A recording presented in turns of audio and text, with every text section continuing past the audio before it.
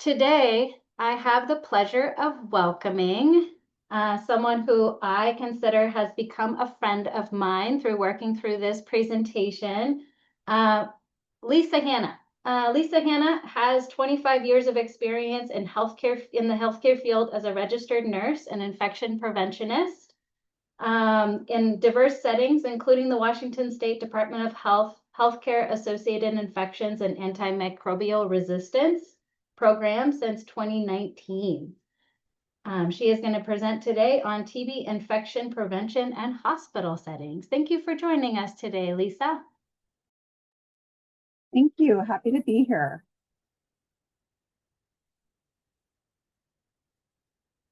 Hi, everybody. So I'm Lisa Hanna, like she said. I am an infection preventionist, and today I'm going to be talking kind of through the infection preventionist lens. Some of this might be a review for many of you on here, as I think you guys are all the experts, but just wanted to share a little bit about what goes on the hospital side of infection prevention, and then hopefully open it up for some great discussion. Next slide, please. So at the end of the session, participants will be able to identify current infection prevention practices that for extrapulmonary TB in hospital settings to decrease the risk of transmission to patient populations, and discuss clinical guidelines for notification and investigation related to transplant safety and tissue-based products to increase awareness of the process and safeguards preventing donor-derived tuberculosis. Next slide. So, sorry, my cat just jumped off my desk. So just wanted to go over the hierarchy of controls. And I know controls can be kind of a stigmatizing word, but we still use it in infection prevention. We could also call them processes. But for preventing tuberculosis in healthcare settings, we really look at the administrative controls, environmental controls, and then, of course, the respiratory protection of our staff. Next slide, please.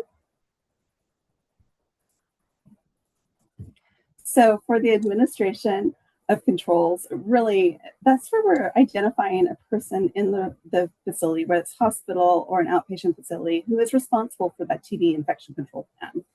And that person is going to conduct a TB risk assessment. They're going to develop a TB infection control plan, provide screening for healthcare workers, and then education for healthcare workers and for visitors or patients on tuberculosis. So really it's focusing on early identification, isolation, the correct PPE use, making sure we have correct signage, making sure that we're following that respiratory hygiene program and that we do have masks or respirators available, and then also really focusing on the cleaning and disinfection of equipment.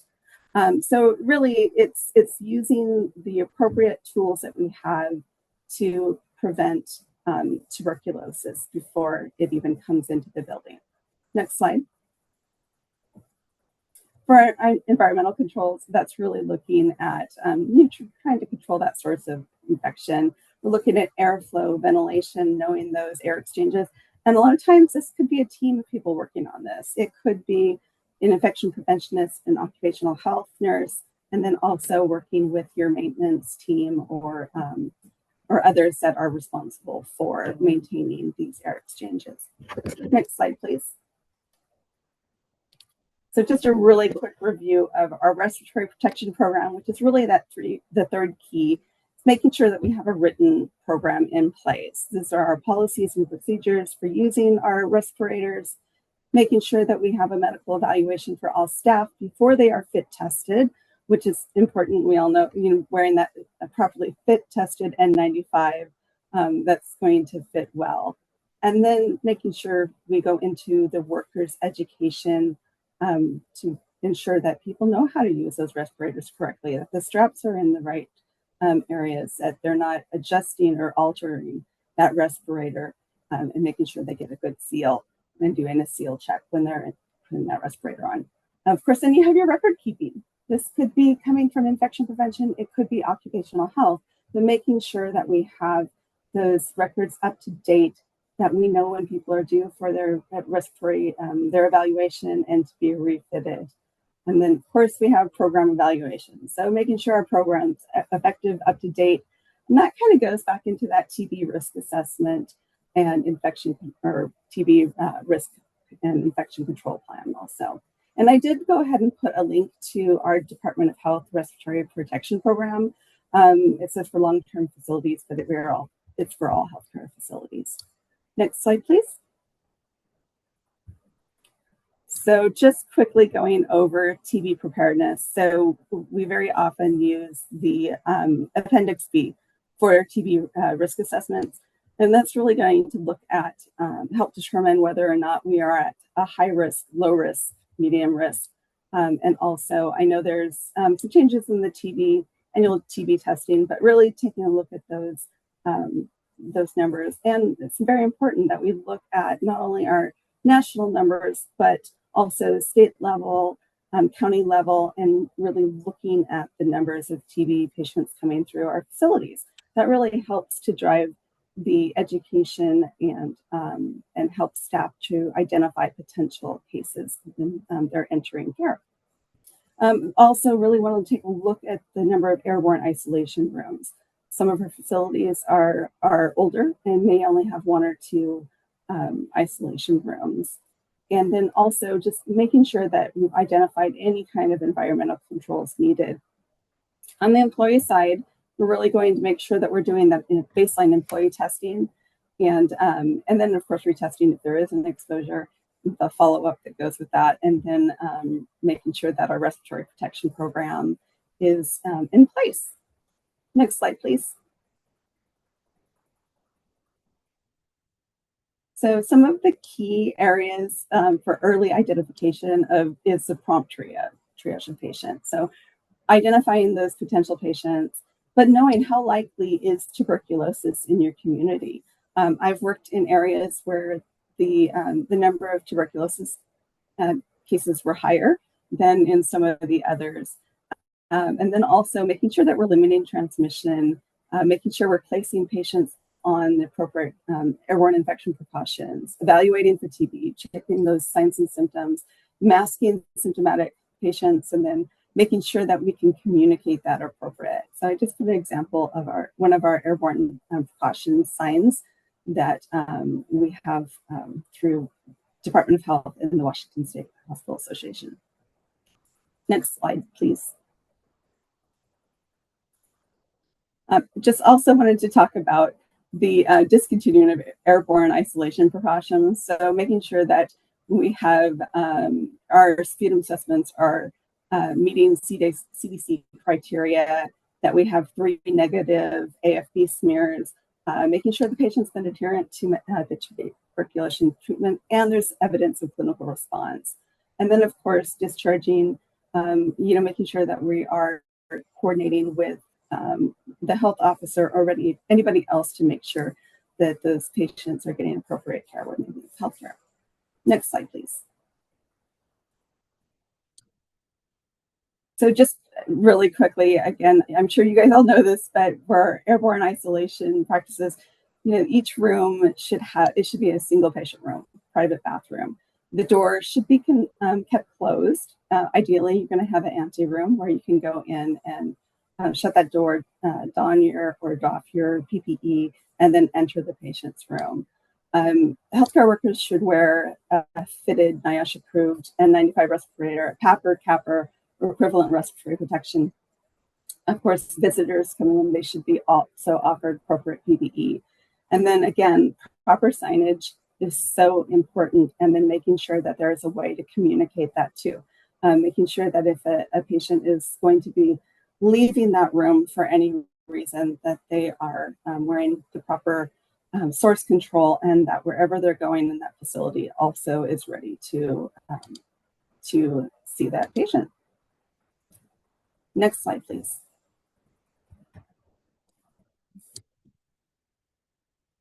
Whenever possible, we want to diagnose and treat in the airborne isolation room. Of course, education of patients and visitors is important to ensure compliance. One fun fact on the back of those airborne isolation signs, there is education that can be used for visitors, for staff, and for anyone else, and just-in-time training.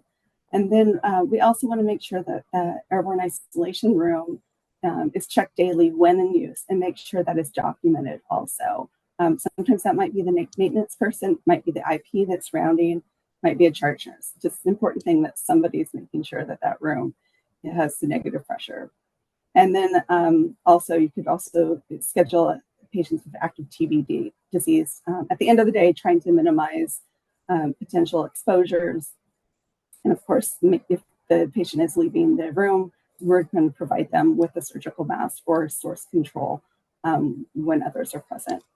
Next slide, please.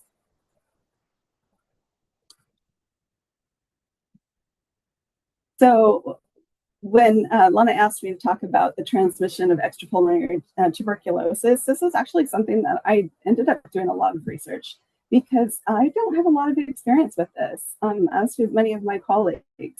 And so what I learned was pretty fascinating. But of course, extrapulmonary TB is outside the lungs, usually not infectious unless they have active pulmonary disease. So we want to make sure we rule out active pulmonary disease. And then also it could be oral cavity or larynx, but also the open or draining wounds. And then also any kind of fluid that can be aerosolized. So whether that is, draining, emptying the drain and discarding that into a hopper or anything else that could aerosolize that fluid. Next slide, please.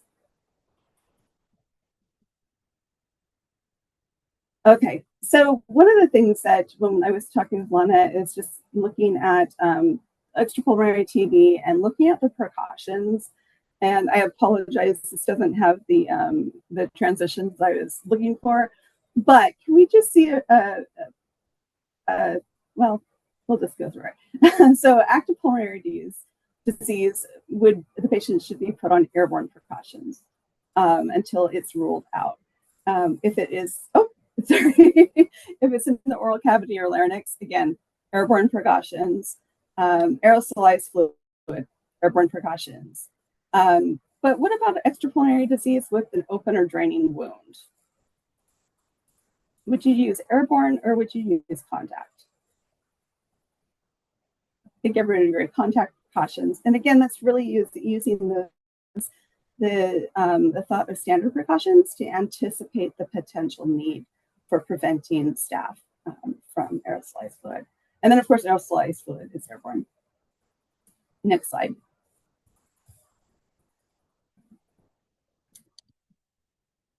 So what about organ or tissue transplants? This is what really got my interest. And again, I don't have a lot of experience with this other than going back, being notified of a potential recall of a bone allograft product and going through the procedure of checking our logs. And so next slide, please. So this was one of the things that I was really kind of surprised to learn about was the, we have these kind of safeguards in place for solid organ transplants. So you have your Organ Transplant Network, you have the National Organ Transplant Act. There's just so much, but what it comes down to is, so this is something that HRSA is going to be, or Health Resources and Services Administration. But when you get into bone and tissue, it's a little bit different. So you have your human cell tissue-based products, and that is, you're looking at CBER, just all of these different safeguards and groups that all work together. And so we're looking at bones, tendons, heart valves, corneas, etc. And the FDA has published their recommendations, and these products must be registered with the FDA, and they must screen and test donors. And so again, this was once we started kind of digging into this, I was like, wow, this is a lot different than what I was expecting with the solid organ transplants. Next slide, please.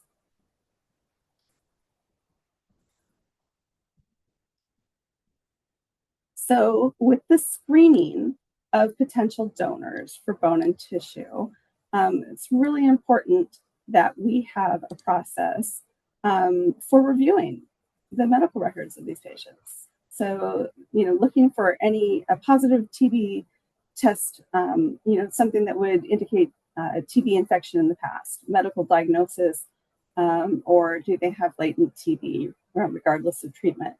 And then also screening to see if they were born in a place or they've traveled someplace where TB is common, if they've ever lived, worked in a high-risk congregate setting. So just all of the stuff that comes into play. But then again, just making sure that that person does recognize that this is risk. And then it's their establishments to be responsible to determine and document the eligibility of cell or tissue donors. Next slide, please. And I also just wanted to I apologize, I didn't put the link in, but of course, if there is something identified with one of these products, we want to report any adverse events to the FDA. And that is through the FDA's MedWatch Safety Information and Adverse Event Reporting Program. Next slide.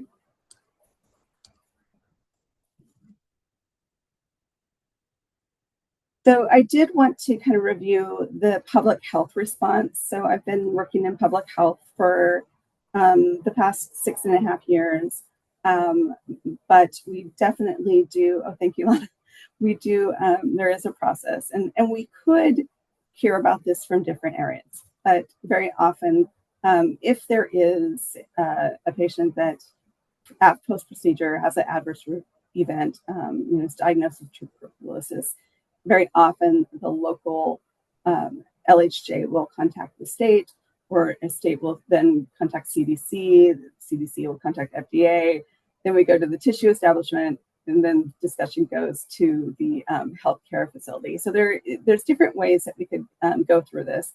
And I was able to look at 2 different outbreaks since 2021, which each had a different kind of flow of how the information went to CDC and FDA in the process. But it's very clear that there's a communication through the state level up through the healthcare facility. Next slide, please. So recommendations for healthcare facilities that healthcare facilities should implement some kind of a tissue tracking protocol similar to those of solid organs or blood products. Routine post-implant monitoring should be conducted on all recipients. And also there should be a very prompt and systematic reporting of any adverse events that really makes it possible that we could have a rapid response and mitigate or put in place mitigation measures among other recipients. And then the facility must have a way of tracking bone allograft materials. So if that is something that has come in and it is logged in and is in a storage facility, making sure that there's a way to very quickly verify if you have something from that lot number and be able to pull that. And then communication, making sure that we're communicating very clearly with our local partners, state partners, FDA, whoever, and our healthcare facilities, patients. It's very important. Next slide. So we know that there are some novel routes for potential healthcare exposure to these products. And from my research, I saw that some of the areas were stirring graft matrix in an open container prior to surgical implantation. So not using the proper PPE. Also, the irrigating of infected surgical wounds during revision surgeries, or the flushing and brushing of cannulated surgical instruments during decontamination. There is a process for cleaning and disinfecting this, and PPE should be worn, but we know sometimes there are gaps. And then anytime you're if you're generating a forceful stream, if you're emptying a drain, say a Jackson Pratt drain, and then flushing of liquid drainage into an open hopper, or so I was trying to find a picture of a hopper. So if you aren't aware of what they look like, it's almost like a large toilet that you can empty the products in and flush it. Some have a splash guard, others don't, but there is always that potential for aerosolizing any of the liquids that you put into that. And then, of course, not wearing PPE at appropriate times, and not following the manufacturer's instructions for use. So this is also something I took a look at some of the products, and some of the instructions for use were fairly vague, but it did talk about using aseptic technique and standard precautions. So again, wearing the proper PPE while you are working with those products. And then a lot of the information I got from this was from an article and from looking at 2021 to August 2022, that when I was looking at people that had contributed to this article, quite a few of them were from Washington, Oregon, and names that I recognize. Next slide.